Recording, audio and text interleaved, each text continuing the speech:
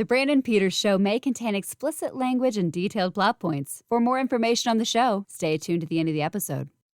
The summer of 2015 at 10.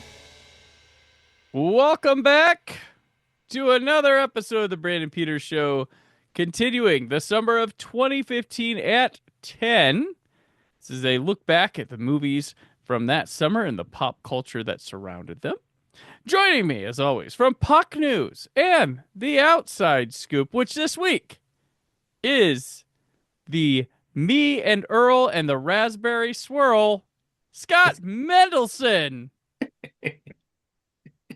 They all deserve to die. Tell you why, Mr. Peters, tell you why. Right.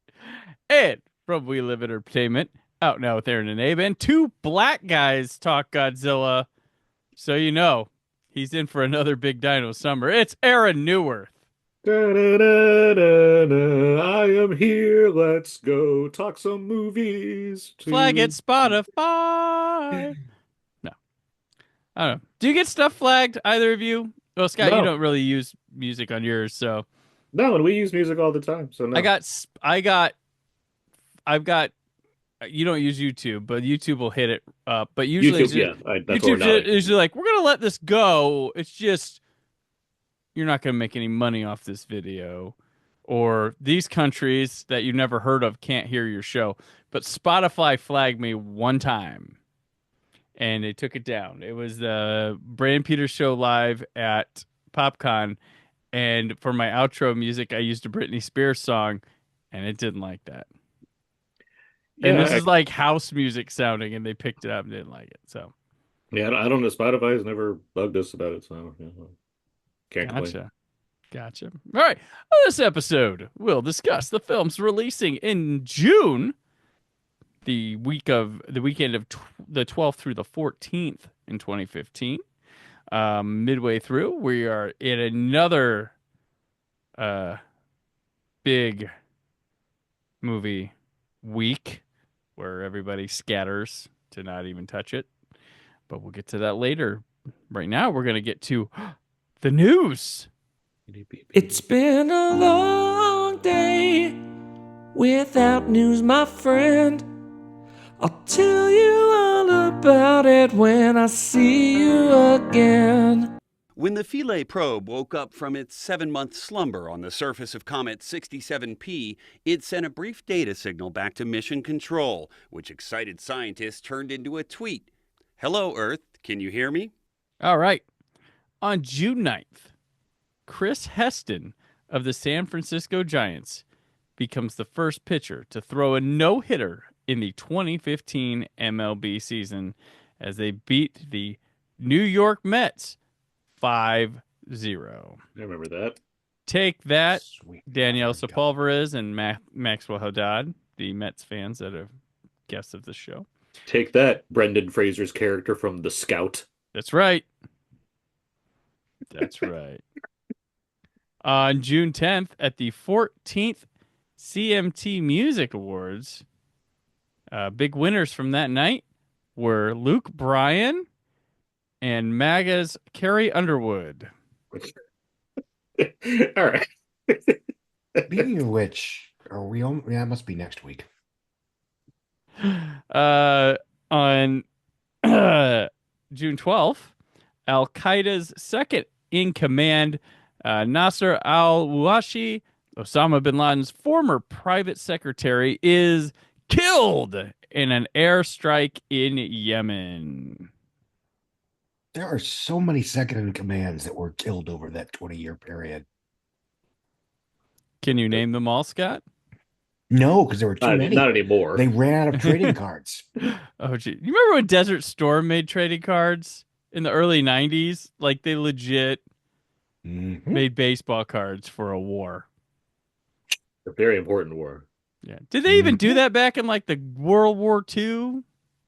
Did they have trading cards for World War II? Yeah. I mean, did they? Yeah, did they? Because like they had baseball cards. I would imagine that they like. Now we could definitely verify that this. seems like the I war could that would have them, and everybody be like, I can imagine not specific people, obviously, but I can imagine there is like things like that to pump up like encouragement for the war because that was certainly a huge part of right. the initiative to get everybody involved.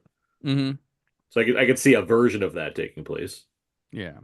I remember going to like some sort of like flea market or something one time and seeing those Desert Storm, like uncut sheets of the Desert Storm trading cards some guy had. I was like, wow, okay. Yeah, must be worth dozens of dollars today. Nerd. Well, I would have bought a bunch and then gone to a CPAC conference and tried to get rich. There you go.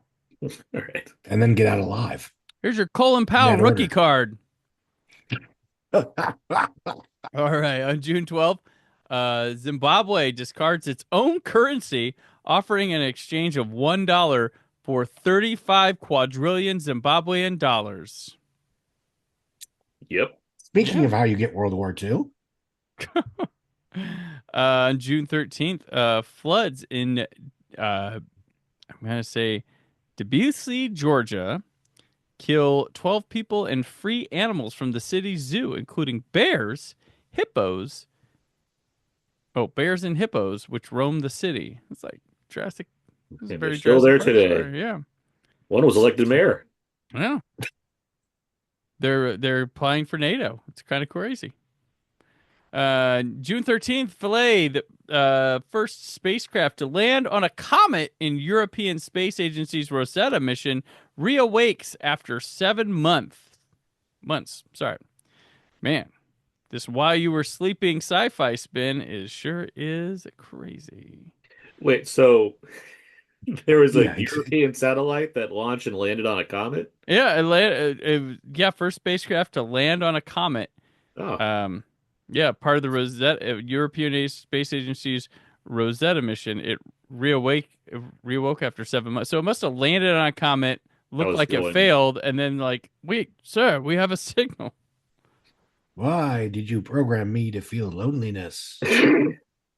Why did you leave me all alone? It seems so interesting to me. Either I forgot this or I just didn't know it. After a year of being all by himself, he finds another hot female comet and wakes her up too without telling her. Oh man, it's gonna be really awkward when they realize they accidentally adjusted the trajectory of the comet, and that's what takes us out. I will have my revenge. Mm-hmm. June 14th, Senior Players Championship Men's Golf. Put the golf in for Aaron. Belmont CC, defending champion Bernhard Langer of Germany wins by 6 strokes ahead of runner-up Kirk Triplett.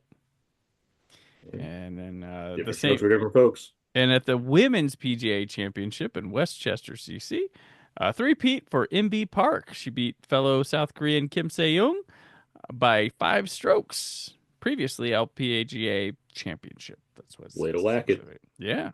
Hacker. Okay. Our deaths this week. What a way to segue to that one. Our deaths this week. And leaving us on this earth. Leaving the planet faster than a speeding comet. Joining on the comment this week. So the French fashion designer for May Griffin perfume, Marie-Louise Grog-Carvin, Norwegian speed skater, Olympic gold medalist for the 5,000 meter in 1968, bronze in 64, silver in the 10,000 meters in 64. Fred Anton Meyer passed away. Let's see. Jim Ed Brown, American country music singer and songwriter of Here Today, Gone Tomorrow, and Papa Top, and the radio television host of Nashville on the Road. Then American jazz saxophonist and composer of free jazz, a collective improvisation, Ron Moody. Mood Nick, nickname, I guess. British stage and television actor and singer, star of Oliver and 12 Chairs, and composer for MC and composer. Ron Moody, sorry. And MC Supreme, real name Dwayne Lawrence Coleman, a rapper of Black in America, and WWE star Dusty Rhodes, Okay. known as Virgil Riley Reynolds Jr. He was in the Pro Wrestling Illustrated Match of the Year from 1979 and 86. And he's in the WWE Hall of Fame because if you remember, forever it was the WWF until decades later, the World Wildlife Federation said, "Hey, Enough. what is this stuff that's been highly televised and popular and all this stuff going on?" They wanted it more. Dude, Well, for the World we are- Wildlife Foundation, Hulkamania just went, We are recording this the day after the other NATO finally changed its name to Cinema United, presumably because they were tired of people asking if they had the nukes. gotcha. I'm still amused by NWA, which we'll get back to later this summer. Yes. Subscribe button. There we go. Subscribe so you can keep up with all our antics. Follow us on the social medias everywhere you can. Weddings this week. Actress and singer Ali Michalka weds film producer Stephen Ringer at the Belmont Hotel Splendido in Portofino, Italy. Scott, you were invited to that one, right? Yes. How was I it? said, nope, How was I'm the too cake? good for it. How was the cake? Oh, I didn't go. okay. My son had just been born. I had a newborn at home. Fair enough. Swedish Prince Carl Philip was Yeah. former model Sophia Hellquist at the Slottskurian Royal Chapel in Stockholm. Hope she didn't have a syndrome. But you know, the magic was in the air for those weddings. Love was so strong it set fire to the stars. Our first movie this week, playing in one whole theater. I believe him to be the purest lyrical poet in the English-speaking world. Your man has a reputation for roaring behavior that brought wives, mothers, and the London police running. How do you propose to handle it? I'll improvise. I'm Dylan Thomas. I'm a friend of John Malcolm Brennan. Him. I can do this, Jack. I can get him ready for America. I must warn you, I might break your heart. How much trouble can one poet be?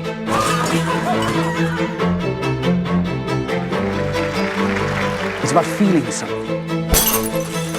Allowing ourselves to feel it first before we tear it apart for answers. Jesus, John. What have you done?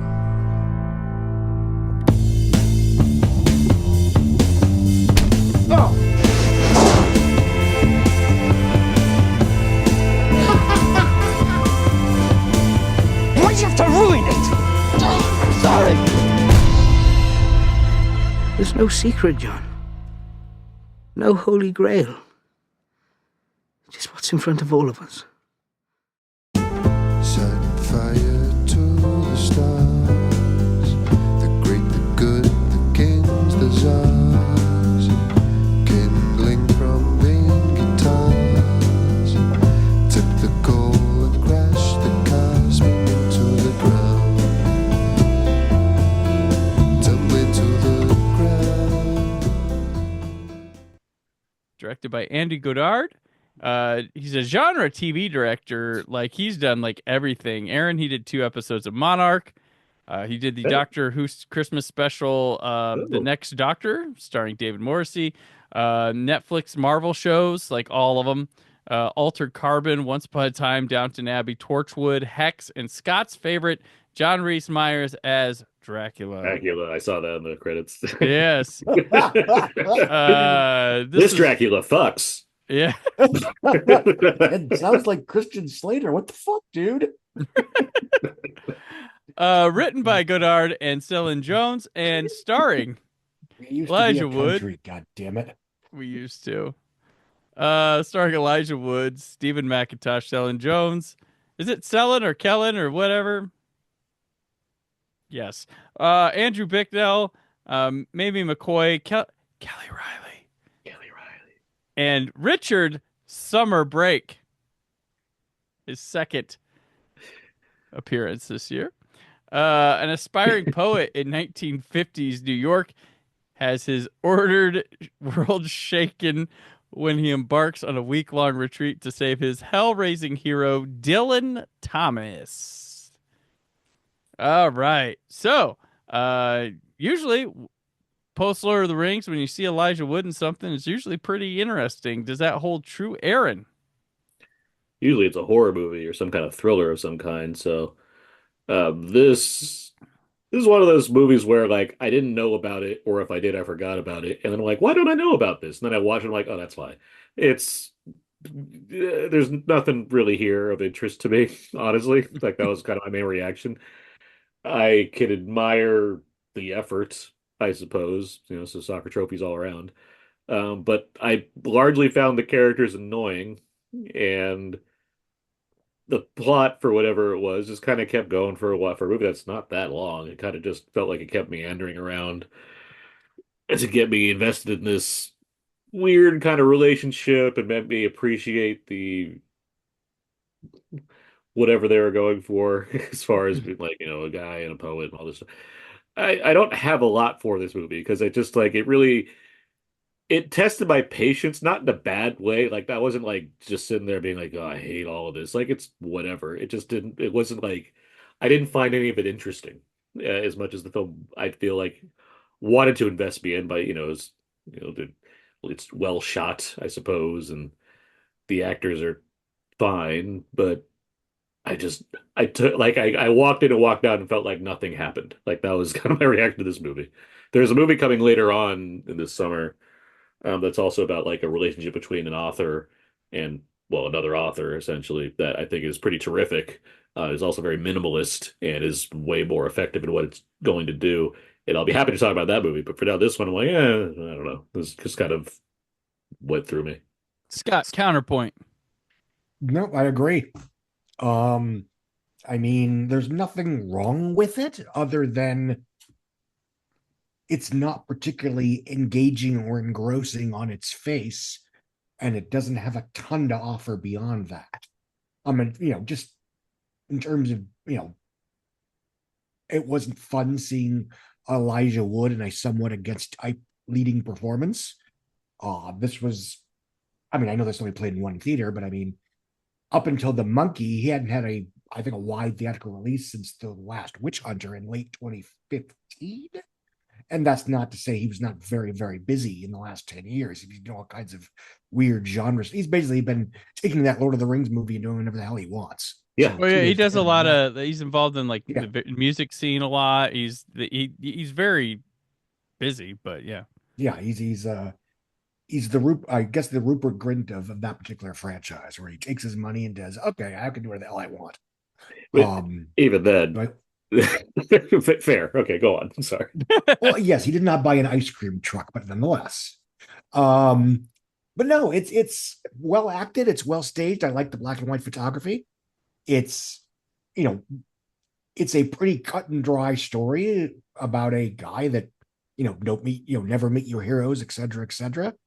I joked after I had seen it that it felt like the indie art house remake of Get Him to the Greek, and that's neither criticism nor compliment. But it doesn't offer a ton of unexpected insight or wisdom that you won't get just from reading the the opening setup, if you will. It doesn't go anywhere particularly surprising. It doesn't have a ton of unexpected plot and or character turns. I mean, I assume it's loosely based on true events, considering the people involved. But I did not know the actual quote unquote history. But otherwise, I mean, again, I don't want to call everything that doesn't do much for me a nothing burger. This is a well-made picture. It's just a well-made picture that didn't do anything for me. I'm glad I saw it once because, again, I like seeing Elijah Wood in something that isn't fantasy or horror, just for variety. I mean, but otherwise, this, didn't really resonate beyond its existence. Yeah, this movie's score too. Also, by the way. I'm sorry? Good jazzy score in here. I forgot. Yeah. Yeah. This movie's It's an no odd. grand piano, which fucks. No, but Grand That Piano. movie rocks. That was awesome. I was like, I looked up because I'm like, how close was this to Grand Piano?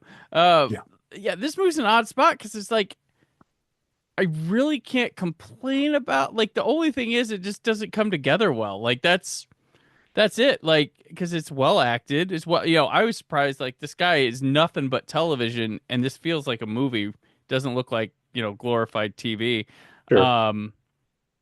Like, everything's good. I think this movie works as like, if you show like a clip or just watch a scene, you're like, that was good. But you put them all together, they're kind of repetitive, or just they don't give any sort of good pacing, or just blend well or make for a good 90 minutes out of that as well. It doesn't culminate too much. You're right there. As far like, I'd be willing to go along with what it presented if it like led to something that was like, oh, that's weird, but it just doesn't really have that. It's literally a movie you've seen a bunch already. Like Scott said, I wrote down in my thing, another entry into the don't meet your heroes genre. The guy that travel, the guy's an asshole. It's kind of interesting. It Wood's against type, but kind of on type, because he usually, if there's two people, he'd be the straight-laced one that needs to loosen up a bit. I like Elijah. He's a very nice guy. Last year, he was our big guest at PopCon. Very genuine. Always he picks an interesting project, but not everything's gonna work nonetheless. But this was probably interesting work for him to be like a period piece. Like, and like Kelly Riley's in this movie, but like she like literally shows up way late, and there's just it's a series of scenes that don't necessarily make for a good adventure, a good picture, or a journey that felt like we did anything. Some starting stuff, but there's really not a lot to talk about this movie, but I also don't want to say it's a bad movie. It's just a dull one, I guess. A well-made, dull picture. Well-made, well-acted, good score there, Aaron. Dull picture. That's pretty much all I got. It didn't set our world on fire, that's for sure. Yeah, it's not going to make it's not going to make the worst of the 2015 list, or it's not even going to sniff the best at the end of the summer. No, it got me thinking while I was watching it. The don't meet your hero subgenre.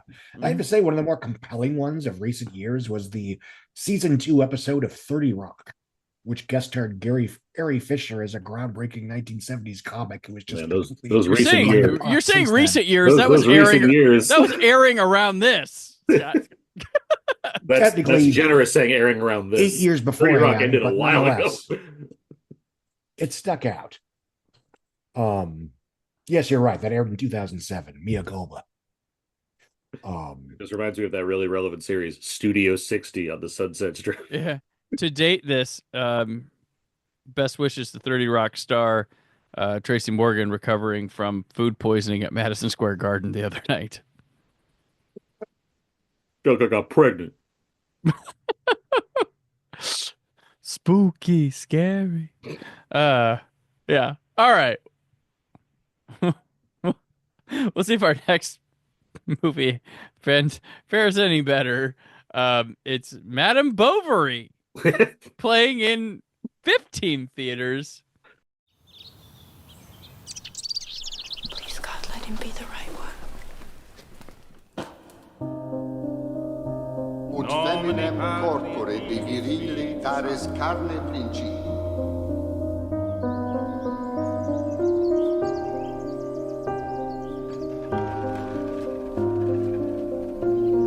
Stay with me. It's the patient that must find solace in the bed, never the doctor. What is it with him?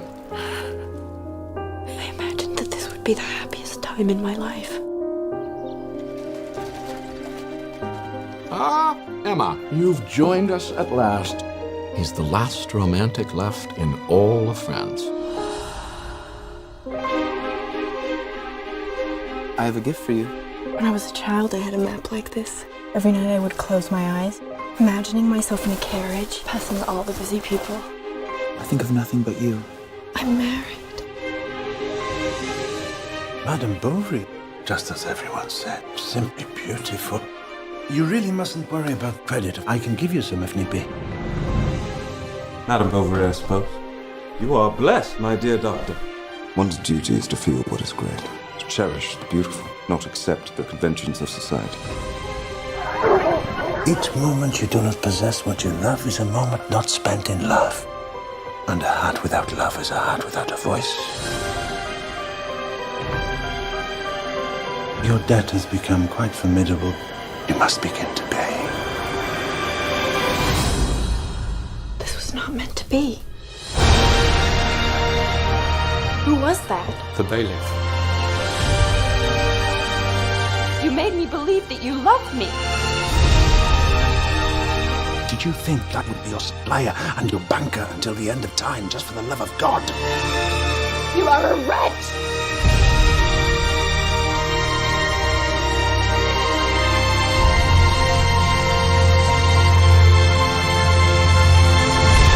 Take me away, I beg you.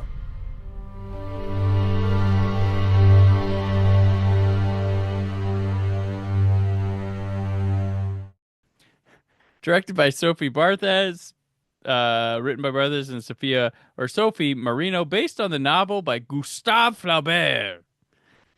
Starring Mia Wasikowska, Risa Fons, Ezra Miller, Logan Marshall Green, Laura Carmichael, Olivier Gourmat, Henry Lloyd Hughes, and King of Summer, Paul Giamatti. Big Polly G, back in the summer. Bored in her marriage to Can't stop, won't stop. Yes.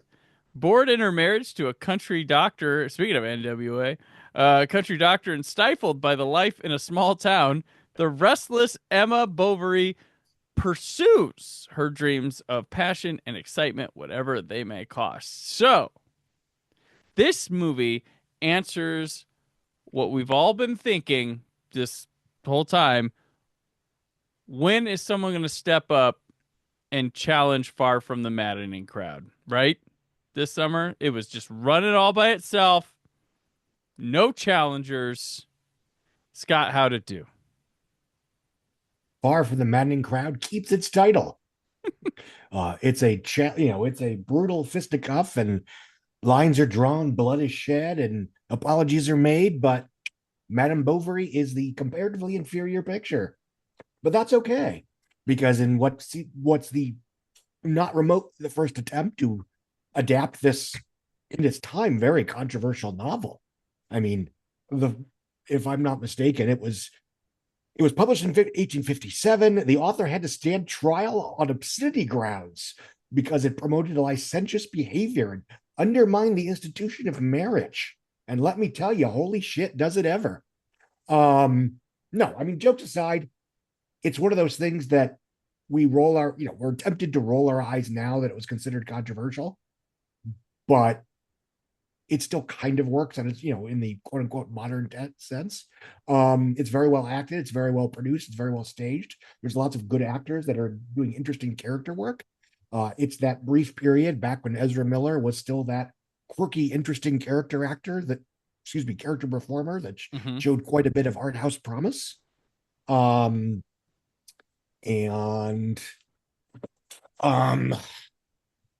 I like that the film doesn't go out of its way to differentiate between she is just doing what she does because she's being a little bit selfish or she's genuinely unhappy versus what the fuck else is she going to do living in the time when she did, when women don't have a shit ton of options.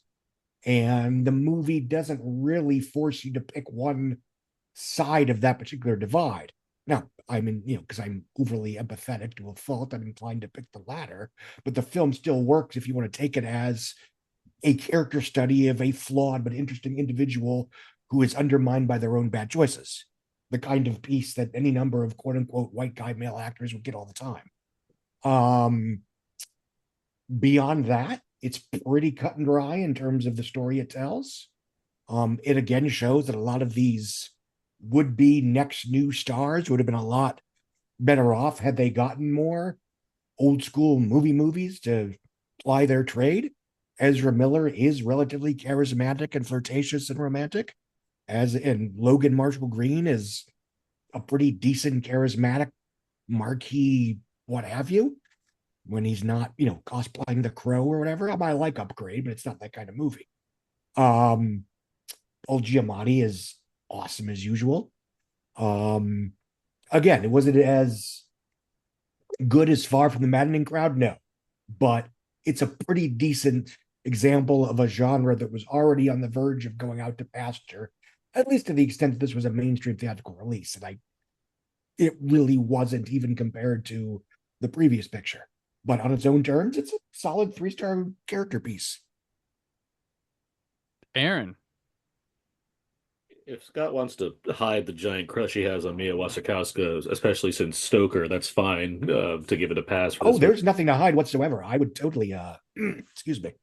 But that wasn't enough for me in this movie. I mean, I do like Far from the Maddening Crowd a lot more. It's not a matter of basis of comparison. It's just more, that's a story that's doing similar things that I think is much better accomplished than this one. This one feels more like an assemblage of a lot of good talent that doesn't really come together in a way that I found all that compelling. I'm not as familiar with the story of Madame Bovary, so it's like, and as if that matters, but yes, I'm well aware that there's like 9 different theatrical versions of this story. They just can't get the book right. Just can't get it right. Maybe they should swap genders and make them all black. The way I would do it. But I mean, similar to the last movie, it's the kind of thing where I watched this and it just kind of left like feeling no different afterwards. I can agree that there's, the things are there to make it watchable. There's good actors doing good acting because that's why you hire them. But even from like a stylistic standpoint, beyond the fact that it just has production design because it's a period film, so it's going to. If I'm looking at like the Wasikowska verse when it comes to period drama, she started between this like Jane Eyre, Crimson Peak is after Crimson this. Peak's coming later this year. Mm-hmm. Like this one just flounders by comparison because it's not doing anything all that innovative.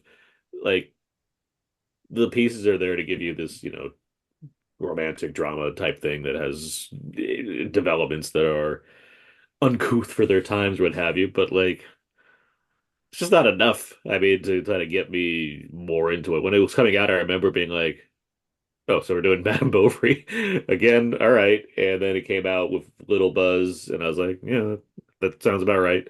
And watching it again now, it's like, yeah, I would have liked to watch this and be like, oh, it's nice that we got one of these, but it just didn't have that reaction. I'd be more than willing to like give, sing its praises if it did anything for me, but it just didn't really do anything for me.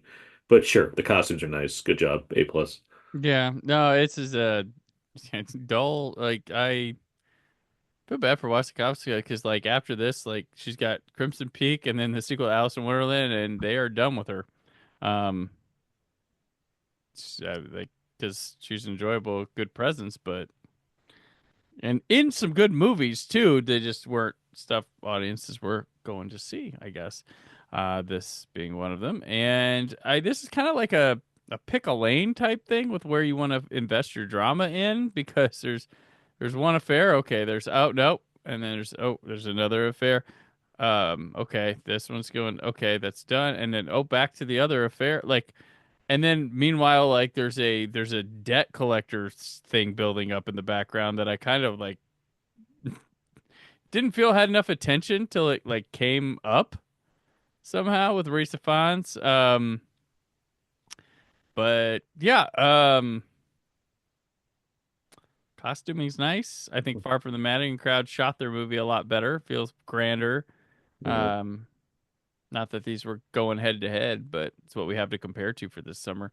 It's just like a bleaker film. And like Far from Maddening Crowd is obviously a warm romance that's a lot of we want the best to come out and the best eventually does. This is more we know things aren't going to end well in this movie. Yeah.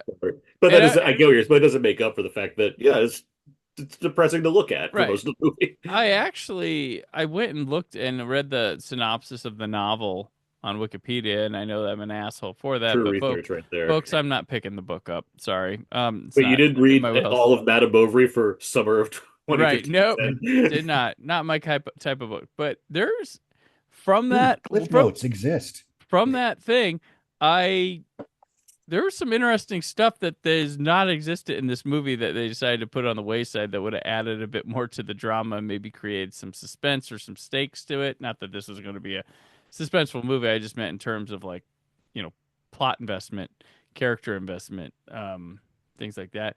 And her husband, like, yeah, he is a dullard. Yeah. In this movie, like he's supposed to be, but Jesus Christ, there's just they nothing. cast it right. Yeah. Yeah, he is such a nothing. Like, you forget, like, did she get... And the way this is told, like, it's so weird, and, like, it's like, did she get a... No, they're still together. Okay, like, it's never clear on things, and it's so loose with how she runs to these affairs that, like, if you feel like you missed something in a moment or something like that. But, yeah, I saw this movie.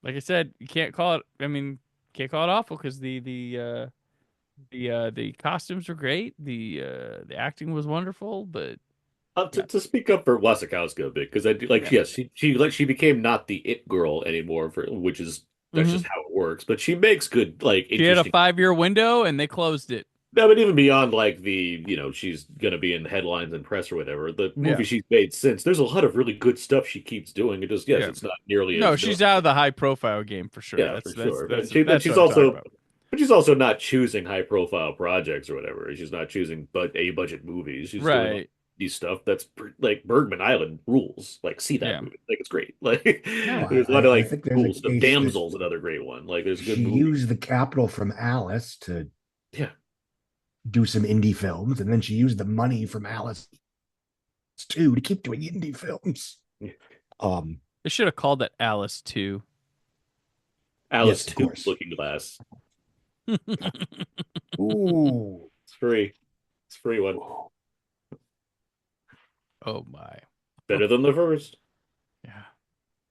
Yeah, by default. Yeah. Not hard to do. Nope. Not hard to do. But you can hear Scott and I talk about the first one on our Tim Burton retrospective from a couple of years ago. We sang that some praises. Is there going to be a follow-up episode where you guys talk Beetlejuice? Oh, no, it's dead. No, I don't know. We can. If the people want it, tell us. Smash that subscribe button. Maybe he only makes a movie every few years at best. It's not like we can't maybe in time for Wednesday season 2. Oh man, that's not a terrible idea. Maybe we'll pick it up. When is Wednesday season 2 actually premiering? No one knows. No one knows. What if it never premiered? There was always news about filming. Lady Gaga did this today. It's Adobe Acrobat of Netflix shows. Will it be Wednesday? Always updating, never working. It was Stranger Things. Will it be the second and final season? Is what I wonder. That's the question. I mean, she's made like 15 movies in between seasons, so it doesn't seem like she had to do much to like get that keep going. True, we shall see. Okay, we'll see if our movies are like, not even lukewarm so far. Let's see how we did on the TV ratings this week. He left us his broken heart. You're drawing them to you, aren't you? All of them. I'll help you find him. You don't know whose side I'm on. There is only one way you will forgive Will Graham. I have to eat him.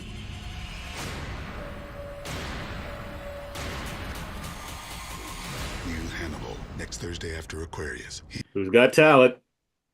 Well, they might. The first, second, and third place this week.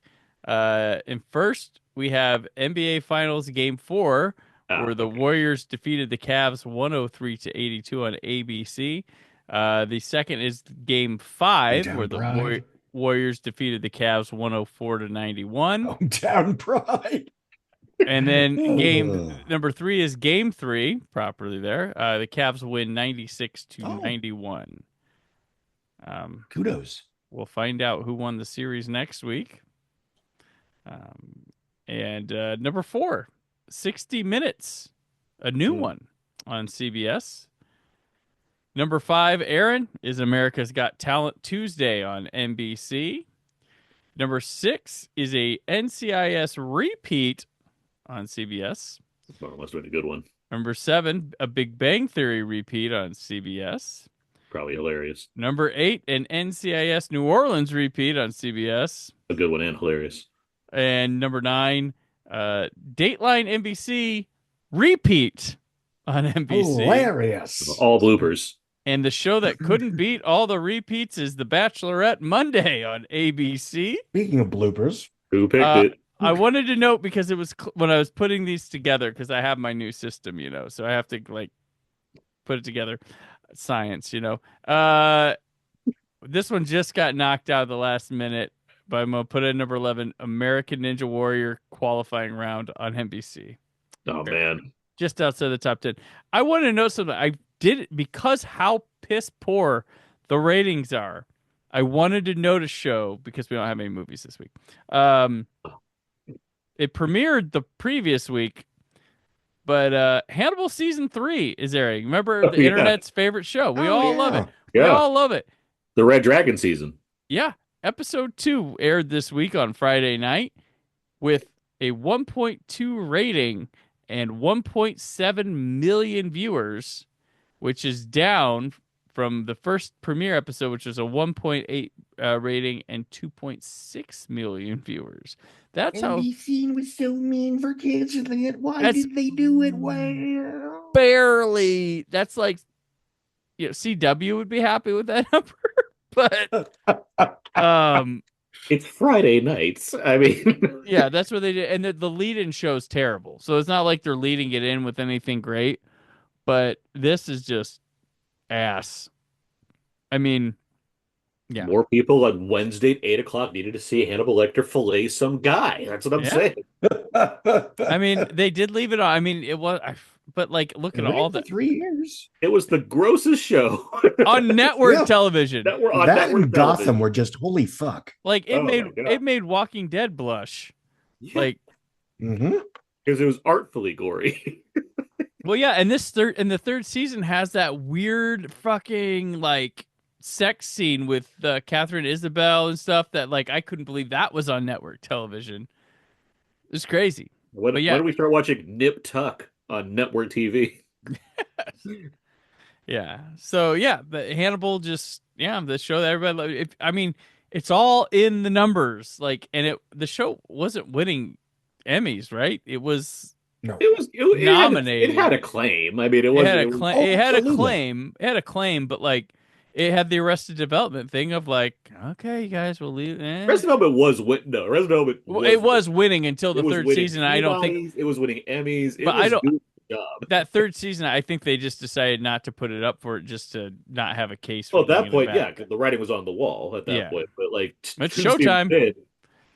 With Arrested Development, by the time they canceled that show, they were getting better ratings for new episodes of Prison Break that followed when there were repeats of Prison Break and not new episodes of Arrested Development.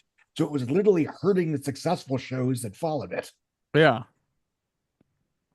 Wild. But I mean, yeah, like people always complain about when they said like, you're obviously not paying attention to the numbers. And like, I think there was somebody complaining, Aaron, recently about one of those CBS shows. You're like, it ran for 8 years. SWAT got canceled for the third time. It got canceled. It was like, how dare it's like it had 8 seasons, man. Like, what else do you want? How much more SWAT do you need here? It's not like it was some acclaimed, super cool thing that only cool people knew about that lasted 10 episodes and then sadly got canceled. It was on for like 150 episodes. Like, what else do you need? It's like when people caught all the bad guys. Yeah. LA is free from crime. But your main point, obviously, yes, it's not in the studio's favor to be like, oh, people like this and it's getting great reviews and ratings. Let's cancel it. That's never the thing. Like, it's always like we are bleeding money on this. Like we've tried. Like that's the thing. If I'm even more frustrating, like, what are we supposed to do? Especially in the earlier days of the streaming era when the ratings were somewhat obtuse. And you'd have these shows that were frankly pitched at and watched by underrepresented demographics.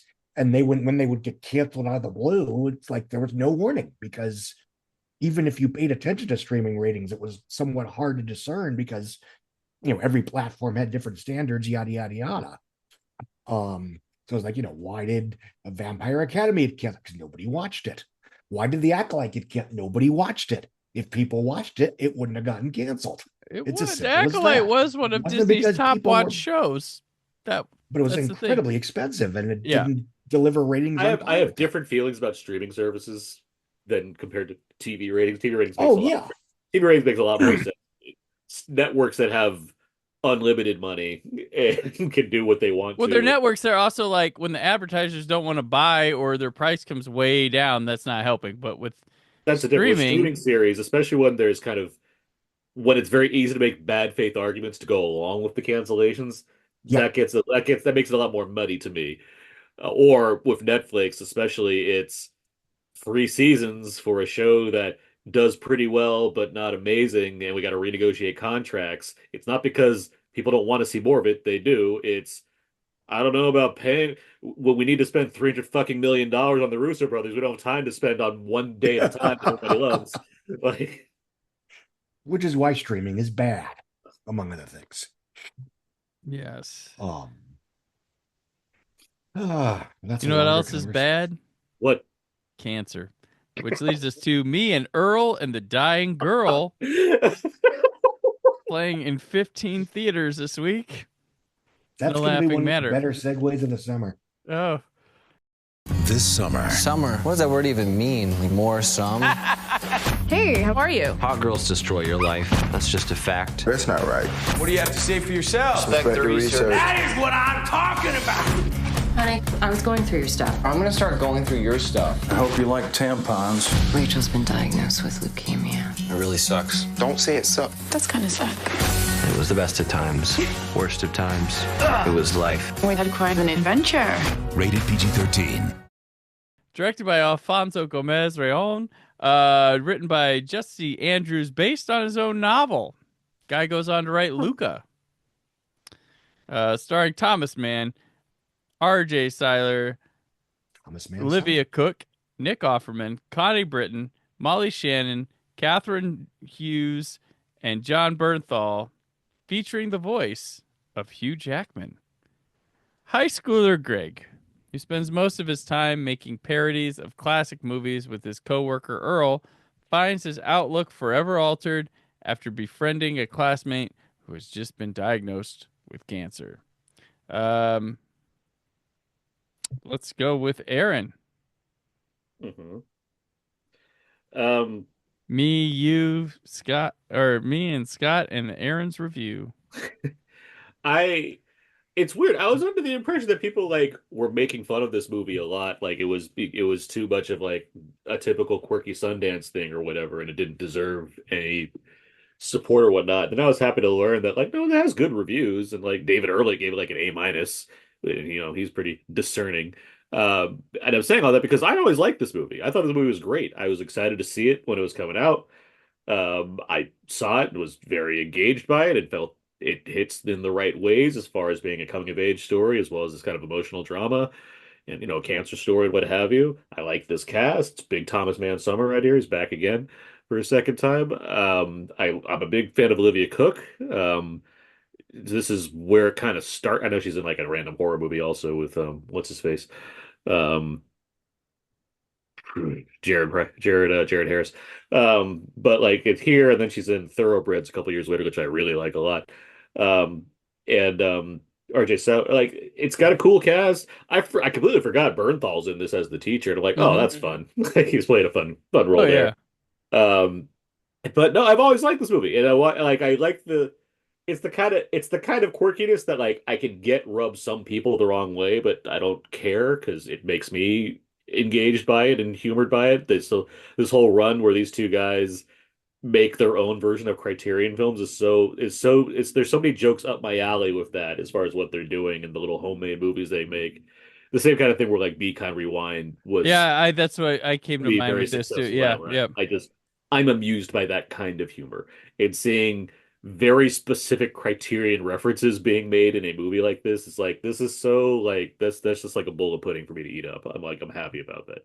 But like the story itself, like I like this as one that's not nearly as enamored with perks of being a wallflower as other people seem to be. This is the movie that I'm like, I like this. This is doing it for me. So yeah, I've always been a fan of this one. I think it's well made. Obviously, from the director of the remake of The Town That Dreaded Sundown, obviously this would be the next step for him. So watching this movie, it's like, yeah. No, it's just a lot of hyperbole for me, but I think it's just a very good movie. Yeah. Scott. I think this was a film that, 10 years ago was somewhat victimized by its own festival hype. Yeah. Rewatching it again, it certainly feels like, because it was a film that was very, movies are awesome, movies can help when nothing else can, that kind of mentality was partially why certain execs were convinced that the entire world would love it too and shelled out $12 million for the picture, which if it had snuck in as a best picture nominee, they'd have voted for it because they always love the celebration of themselves. That's the gag there. Watching it again, I'll be honest, I do not like the first third of this picture. I find, because that's where the first third is where it feels like, okay, this is like Juno, but everybody talks like Juno for no good reason. But I think once the plot takes center stage, the film gets a lot better. And you can certainly argue that that first third is unnecessary, evil, whatever. Everyone in it is very good. It toes the line between being a not so saccharine, if I pronounce that correctly, cancer story. But even though it doesn't, wallow in as much detail as something like Miss You Already, which would come out several months later. That's the one that really gets into the, the catheters and the barf bags and what have you. Very good movie, by the way. Yeah, I caught up with that recently. Yeah. I think this sort of came at sort of the tail end of the, young man just over under high school or just over under college having a coming of age story, thumbsucker, perks, Chub scrubber. I'm sorry? The thumbsucker and the chub scrubber or whatever. The chub scrubber, yeah. Like within there's three movies that like were all in that similar quirk. I know it's like high school, but these all do seem like post Garden State movies. Yes, and that was another thing. This felt very much like, I think the quote unquote dying girl was, not necessarily regardless if it was on screen, but she had to, critically had to deal with, this is another manic pixie dream girl, blah, blah, blah. I think divorced from all the festival hype and the fact that it was an early example of people not showing up as often to what used to be an old school studio programmer, because this did not do particularly well commercially. It's fine. It's a good, solid little movie with actors that I really like. Again, I love, as someone that usually sees John Bernthal in either pure genre films or, sort of muscular action adventure stories, I love seeing him as just a nice guy who teaches school. And I obviously I did not know necessarily who Olivia Cooke was before this. I don't know if she had even done anything offhand before this. You got a random horror movie. They all do. Everybody does a horror movie. Yeah. But I think this feels like sort of the end of an era in terms of these films being considered mainstream theatrical potentials. Partially because this one flatlined. And this was, even if you don't want to get into the navel gazing of it, it might have just been another case of a film that wowed everybody at Sundance, but nobody outside of Sundance gave a damn. And there's plenty of examples of that, where just films just get ridiculously over. The studios paid too much for Hamlet 2, but spoiler, no one gives a shit about Hamlet 2. But I liked it well enough then, especially at the last two thirds. And obviously I respect that, spoilers, she does die at the end, and the film doesn't really cut any corners in regards to that. and it gets the job done. The characters are a little silly sometimes. There's a little bit of that, again, sort of trying to rip off Juno, stereotypically speaking, in terms of everybody being overly quirky and indie flavorful. But it's a solid 3-star picture that works both because and in spite of itself, if that makes any sense. Yeah. And I do miss Thomas Mann playing these kind of sad sack leading men to a certain extent. Yeah. Because he was good at it. He's Him also and 10 years Michael older. Michael Argiano, was that his name? Or Asiana, yeah. Yeah. Yeah. They should have grew played up. like they should play keep of doing course it. But they should still play, cops in a buddy comedy just for fun. I mean, Michael Reggiano does play sad sack in Horizon, and then gets murdered. Yeah. Which is hilarious. You keep mentioning quirky characters, Juno, but Wes Anderson was doing it a lot beforehand. Napoleon Dynamite, which we talked about the previous summer, was all quirky. So it's not like Juno was towards Juno-ish in terms of. Yeah. And again, that's neither good nor bad. I love Juno. I think it's terrific. One's I also pregnant, think, one's dying. There you go. Yeah. Well, I think one of the things to Juno is that she talks like that. Other people sometimes talk with her when they're with her like that, but not everybody talks like that. I can't say that. Really but like Connie Britton's not talking like that. Molly Shannon's not talking like that. I think she's pretty I think she's a pretty broad character. Yeah. I didn't get a heightened feel in the same way that you're describing. No, certainly Molly Shannon is almost sitcomish, and that's not even a criticism. It just is a very broad interpretation. And that's not even a criticism because the movie works overall, but it took some adjusting on my part. Gotcha. It starts at 10. I was latched right in because of the thing Aaron was mentioning about the behind rewind aspect to it of making movies. As someone who was very ambitious with a camcorder, VHS camcorder back in the day, and trying to recreate things from movies and doing things like that, I always have it's easy for me to jump right in or be fond of the movie. I just want to start my part with mentioning some of my favorite titles that came out of this. Brew Velvet, Crouching House Cat, Hidden House Cat, Death in Tennis. That's brilliant.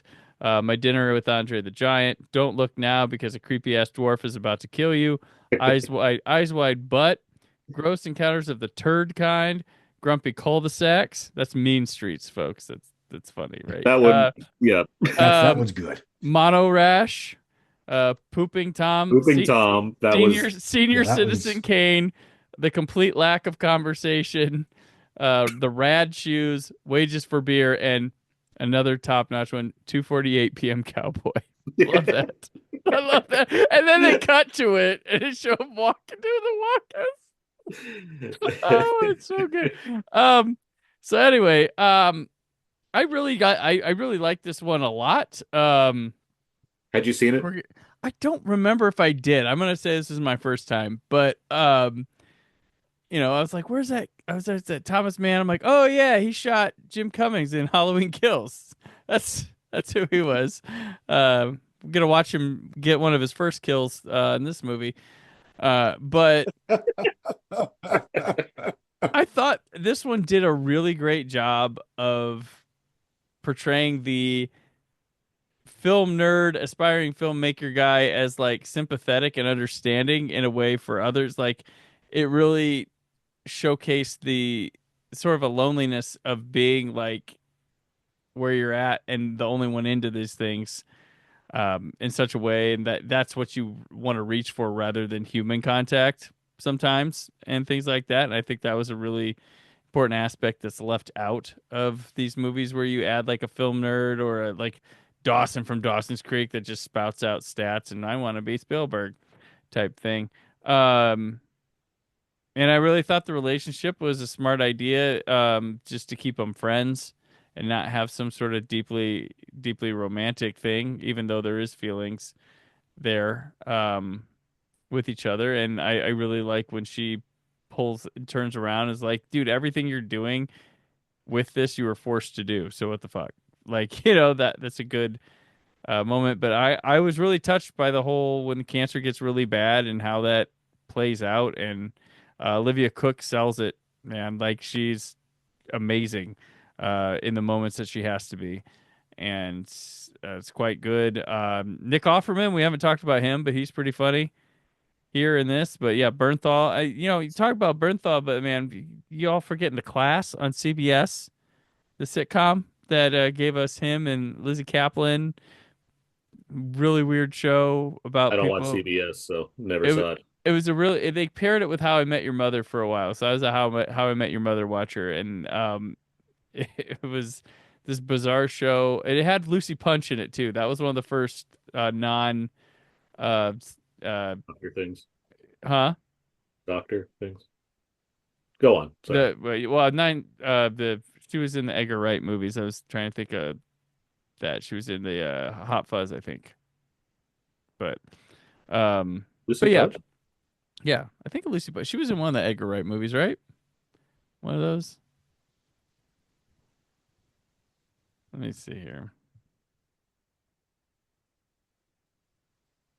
Maybe she wasn't. Maybe she was in some other thing I was thinking of. No, she's in Hot Fuzz. Yeah, she is in Hot Fuzz. Yeah, okay. She's not one of the main. I know who she is. Right. Okay. So I just think of her for some other things at this point. So yeah. Yeah. And I like how it's not afraid to go for the little comedic riffs towards the end. Bit of dark humor there, which plays well with their friendship and really responds to it.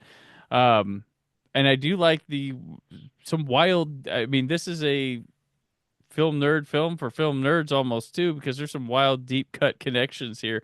Like there's that scene where he's on the payphone with Taxi Driver playing in the background, and you have the Vertigo theme blasting. And then look it up, Bernard Herrmann was the guy who scored both those films. And then it's a Pittsburgh movie, and you have plenty of George Romero iconography hanging around. He's got a Dawn of the Dead patch on like his jacket, and I think there's a Night of the Living Dead poster in that like thrifty looking record movie store that they go into during the movie.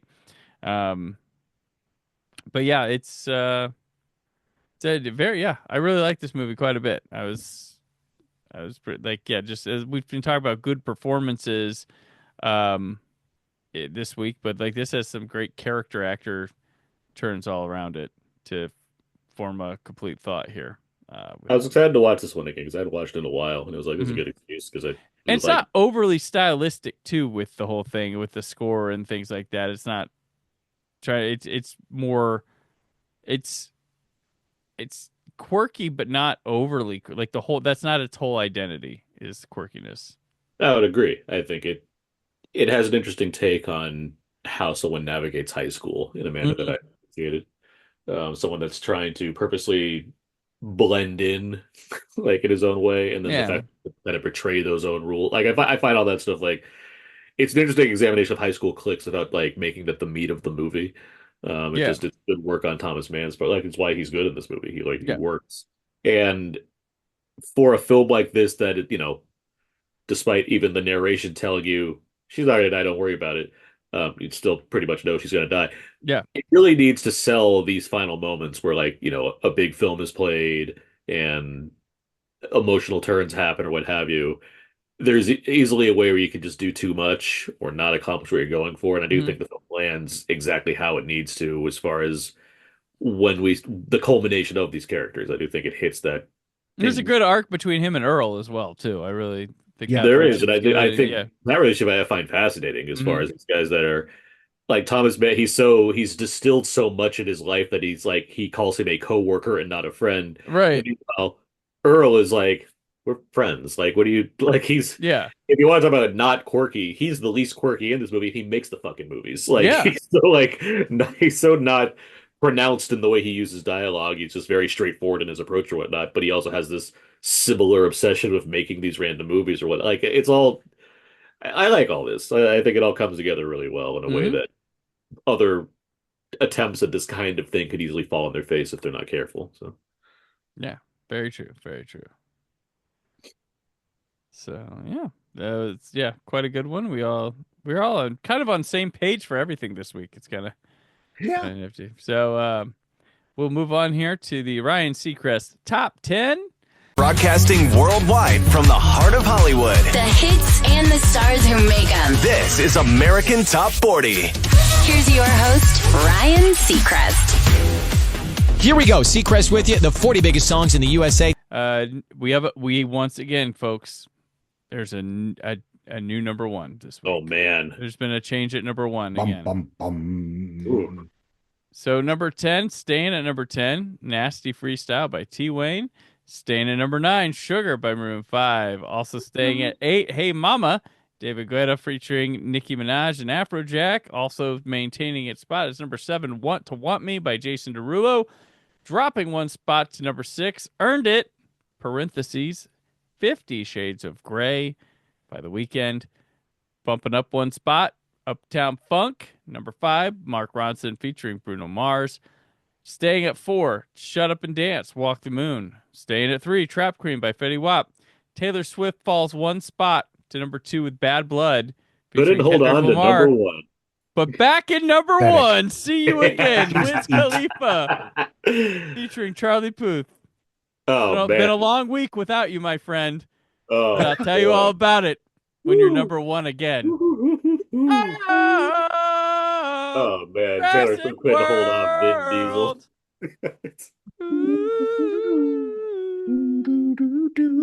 She thought she was the Dom. In fact, she was just Jaimon coming in for a little second there. Yes.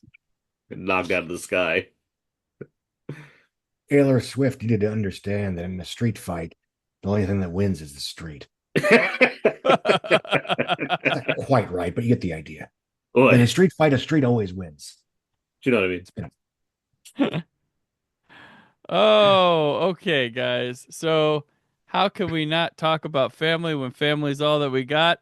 Well, that's the plot here of Jurassic World.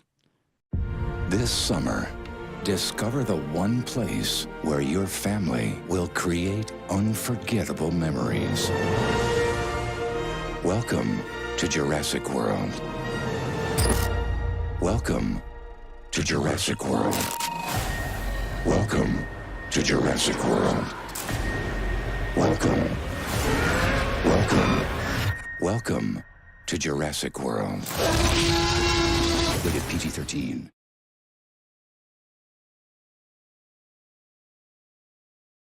Directed by Colin Trevorrow, written by Colin Trevorrow, Rick Jaffa, Amanda Silver, Derek Connolly, on a story by Jaffa and Silver based on the characters created by Michael Crichton. Crisis! Look at those commented writers we got. Starring Chris Pratt, Bryce Dallas Howard, Irfan Khan, Vincent D'Onofrio, Ty Simpkins, Nick Robinson, Jake Johnson, Omar Sy, B.D. Wong, Kate McGrath, Eric Edelstein, Big Judy Summer, Judy Greer. Judy Greer's back. And Jimmy Buffett as running park visitor with margarita drinks. A new theme park built on the original site of Jurassic Park creates a genetically modified hybrid dinosaur, the Indominus Rex, which escapes containment and goes on a killing spree. Kinda neat. Summer of 93, we talked the original, the biggest movie of that summer, and here we are with a tribute to it 21 years later. This is a legacy sequel despite no legacy cast member. Like, B.D. Wong's here, but... B.D. Wong's here. He's here, but... Don't just shrug your shoulders like that does not matter, sir. Yeah, we barely have a carryover character. And I believe there's a Tyrannosaurus Rex that returns. I suppose the legacy is the dinos themselves. Exactly. The dinos they made Dino along DNA. the way. Yeah. And the trailer for this movie did gangbusters. Yeah. And is this is the one that popularized the slow piano version of a theme being played from a movie? That maybe it wasn't the first, but everybody started knocking it off. Yeah, and I remember it dropped, and that thing, like, just people were stoked. They forgot not maybe being high on the other two, or maybe there's this world of people. These are their movies, and they loved dinosaurs. all of them. And then they kind of luck out here because before launching in this movie, Pratt broke out the previous summer in Guardians of the Galaxy, only bolstering this film even more. And noted Bryce Dallas Howard's back after leading the biggest movie of the summer after debuting in the Shyamalan film back in the summer of 2004.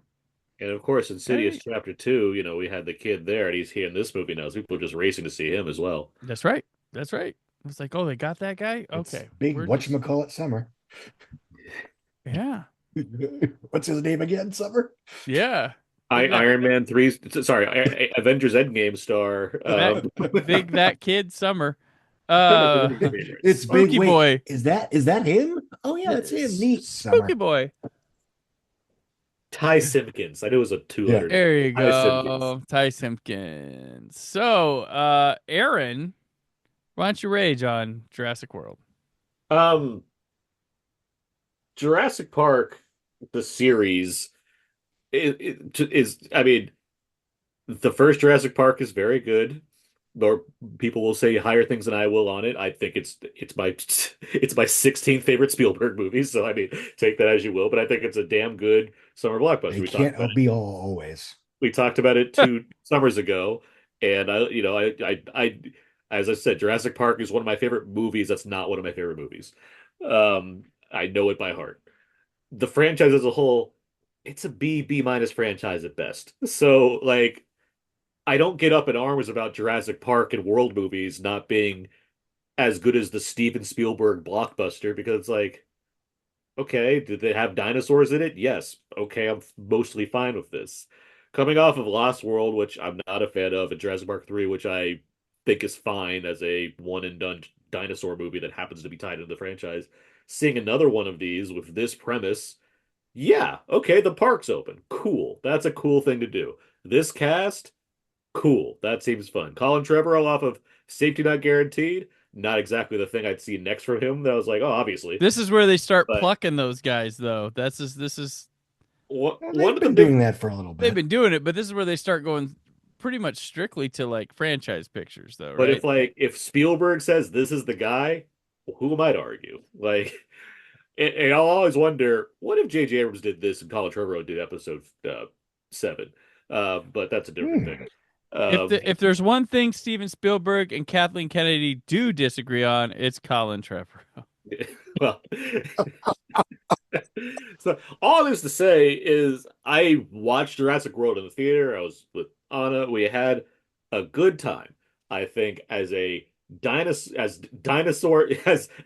Theme Park Massacre 4 goes, it delivers what I want out of that. It gives me the park. It gives me a colorful cast of characters. I have unique dinosaur action going on. It never stays in one place for too long. It's a pretty swift 2 hours to watch. Like, there's not a lot I find fault with. I think it's far cleverer than many people seem to give it credit for, which is strange since the movie got good reviews and was massively successful, and yet the way people and that's online talks about it, it's like, oh, I can't believe they were able to get away with that one. It's like, guys, they did about the best job they possibly could with the 4th Jurassic Park movie. It works for me. I do I think it's perfect? No, of course not. Like, by no means does the movie nail the sort of iconic aspects of what makes Jurassic Park work as well as it does. But in being a movie that calls into question the popularity of dinosaurs and riffs on that, I think that's a fun way to take the story, alongside having new dinosaurs and dino battles and raptors that are trained by Chris Pratt as the raptor whisperer. There's all this stuff that I frankly find goofy, but I also think is par for the course for the Dino Theme Park movie series.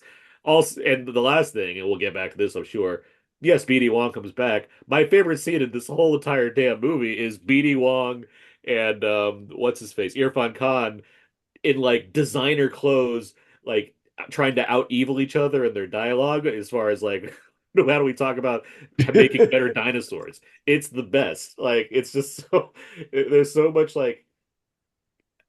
so much interesting fun that this movie has, and I feel like people were barely trying to embrace. It's like, well, but the dinosaur bullshit. Let's talk about that. It's like there's so many other things that you don't typically get in this size of a blockbuster there that are present here, and I think it's because Colin Trevorrow I think that's why Spielberg picks Trevorrow. I think he kind of gets what the meat is. Do I wish the meat was like stronger, like the weird stuff that kind of glues all this together, lines that I can call back from Jurassic Park? Yeah, I wish there was more of that kind of a thing in this. But I think it's a damn good entry as far as how to make one of these movies and make it kind of stand out in its own way. So I like Jurassic World. All right, Scott. Well, I think it's the second best of the series, if only by default. But I also think it's, if I'd argue that the first Jurassic Park is a 4-star popcorner. Again, it's not one of the greatest movies ever made, but I like it a lot. I think all the next 5 entries are over under 3 stars, some a little bit under, some a little bit over. And I think this is partially because, it's like, why did this work? Okay, we have another Jurassic Park movie. I don't care. That's nice. Oh, but the park is now functioning and people don't care anymore because it's passe. Oh, you have my attention. Please go on. So it's like you start there with like an interesting idea that people like me and clearly everyone else, because the movie made $1 gajillion, were interested in, regardless of what extent that they gave a shit about, another Jurassic Park movie. And the idea of having a fully functioning theme park with all of the moral quandaries and give and take commerce, that's the meat of the dialogue. I think the movie's best when it's just these very intelligent characters, and even if they sometimes act dumb in movie ways, they're all smart people and they have interesting, thoughtful conversations about the film's themes and concepts and ideas. And you're right, that's a terrific, the scene between the two of them just basically hashing out the film's various thesis statements is terrific.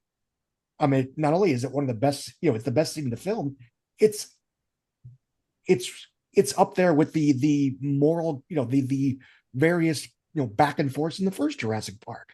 It's why I like this series, is that yes, the dinosaurs are fun. I like watching dinosaurs eat people, but this is partially because it tends to focus around scientists and archaeologists and non-superheroes, non-wizards, non-one-man army killing machines, regular normal people in extraordinary circumstances who tend to be intelligent and thoughtful about the circumstances they find themselves in. I think it's completely insane that Colin Trevorrow found himself basically being thrown in the same bad guy, problematic director box as, what deserved or not, Michael Bay, Zack Snyder, whatever. Because, in the run up to the film and right after the film came out, he was incredibly thoughtful and articulate about the choices he was making and why stuff worked and why stuff didn't. Like, something that he mentioned just off the cuff that I think is what makes this film very entertaining is that instead of having like 2 or 3 big action sequences, this film has like a half a dozen short action sequences that all get in and get out while the getting's good, which means there's a lot of variety in the action. There's a lot of variety in the locations. And it feels like a much bigger, more expansive movie than it is, even though it runs 2 hours back when that was enough for most tentpoles. I think the cast is fine. We can debate to what extent Chris Pratt is best served playing, a very old school, rough and tumble, romancing the stone, Indiana Jones type character. But he's fine in terms of what the film requires of him. And as far as Bryce Dallas Howard, I think, and I'm not the first or last person to say this, I think she had the unfortunate luck to fall into the time where we were having such a vibrant and overdue conversation about female representation in pop culture blockbusters that the fact that she had an arc was seen as a demerit to her character because she has an arc in the beginning of the story, she maybe isn't as forward thinking and quote unquote empowered as some of the other characters that we would have liked to see. Stereotypically speaking, she's not as badass as Ilsa Frost or Furiosa. She's kind of Sigourney Weaver and Working Girl, but at the Jurassic Park. Yes. And, as far as the sort of the, oh no, she runs in the heels, which sort of became the shorthand for people that just didn't like the movie for whatever reason. It's like the first time we see her is from heels up. That is very clearly a character payoff moment where the whole point is that she doesn't have to strip down and become, a mud-covered female version of Rambo to get the job done. She can still do it backwards and in heels. And her choice. And so I'm sorry? Also, Bryce Dallas Howard's choice to do that in the movie. And Another thing it's that kind was of like the- it's a fucking gag too, like that she's doing Yeah. all this, and she gets to be the damn hero. Like this is the one thing that pissed. Like, were you not like, oh, you're so clever, social media? You noticed that that's a thing, but then you were like, it's like it's so dumb. And then they don't look at the context to see that it was her choice. But Well, and the other thing is like, one of the best scenes in the film is the just ridiculous death of the secretary babysitter. I don't know what her actual job title is. It's one of her assistants. Yeah, it's one of her assistants. And for the record, she requested that death scene. It was supposed to be some random security guard or something. And she basically said, no, I want that. If I'm going to die, that's how I want to die. And even before the film came out, again, it was some offhand comment that he had made. It was like, I wanted to have at least one death in this film that is unfair, that is mean, that isn't deserved, isn't, people that you expect to die in these films, blah, blah, blah. So when I saw that happen, that must be the unfair death he was talking about. Okay, fine, whatever. Well, and of course, the internet lost their shit, as they tend to do. Who cares who it happened to, too? Like, what's it matter? And like, it is ruthless to the point of comedy. Like, Yes, with it's how ridiculous. and it's like, it's crazy. Like, who cares? It's not like he's punishing her because she's like, no, it's just, it could have happened to anybody. Like, what's it matter? And my thing when I watched the movie, I didn't care who happened to. I was just like, oh my god, wow. To speak on this death, because I love it, because it's a monster movie and bad things happen to people in monster movies. Right. I don't want to entirely blame Marvel. However, when it comes to comedy and these giant blockbusters, I think people have been so enamored with the idea of, isn't it funny to make fun of the fact that these things are happening to us instead of just having natural comedy come out of a certain Right. You need like Robert Downey Jr. to be like, somebody's not having dessert.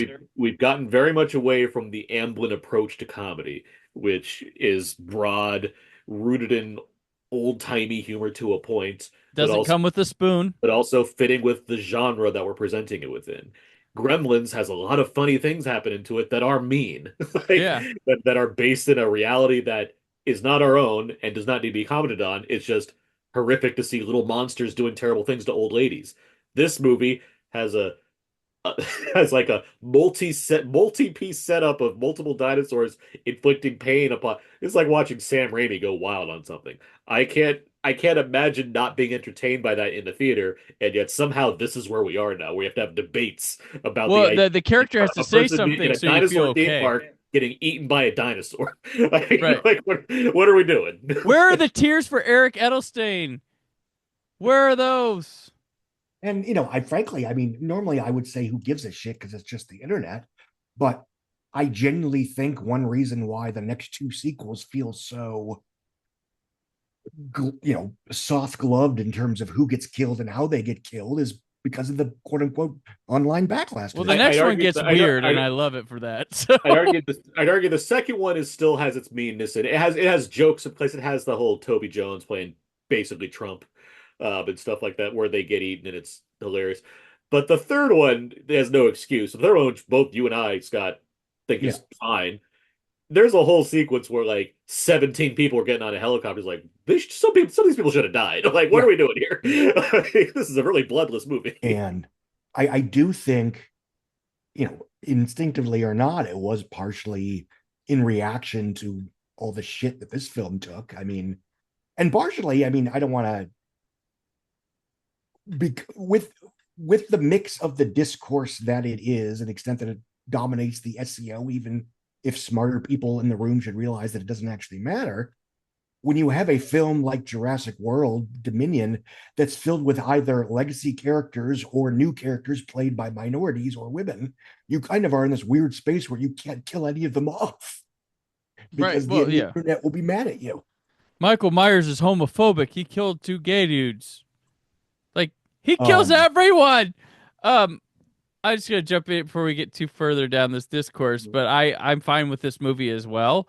These Jurassic Park movies are like ones I go see, have enjoy my time, and move on. Like, and I'll go back and watch them here and there, but they deliver like core level goods. This one's really weird because like I thought it played a lot better. Of course it does in the theater than at home, but like I appreciate the Trevorrow going for 185-1 to this. Yeah. And it's great in medium and close-up shots, but his wide shots feel oddly small and closed in. I would agree. It's a weird thing because and I noticed this time around he's refusing to show like the top of the mountains and hills, which would open up and make it feel greater. But like the park feels really little. It feels like it feels like claustrophobic for as open and big as it's going to do. But for 185-1 to have the dinosaurs, that's perfect. But like the island just doesn't feel as grand and large as it could be. It's a really weird thing, but like aside from that, the movie it still works. Well, I think there's a case to be made. Huh? Yeah. Are Spielberg's 185? Yeah, they all were except for the only one that was 235. Fallen Kingdom. Fallen Kingdom was the first one to do that. Yeah. I don't know if Dominion is offhand. Because I don't think so. Because I saw it in IMAX and took the whole screen. I believe it's back to it, or because of the IMAX, it goes like 1.9. Yeah, but no, it's got fun, decent characters. I mean, aside from Pratt and Howard and a couple, like it's not replacing any of them from the original too much. But Bryce Dallas Howard's got a nice arc in this movie that just seemed to go over the heads or just looking for stupid details, because at some point when the movie comes out and then it starts threatening your favorite movie's box office for some reason, they get defensive, or that, oh no, the normal people are liking this, we better prove ourselves as film nerds and start taking it down. Like this, I mean, these movies are getting like the Avatar type treatment, but even worse than that, almost probably.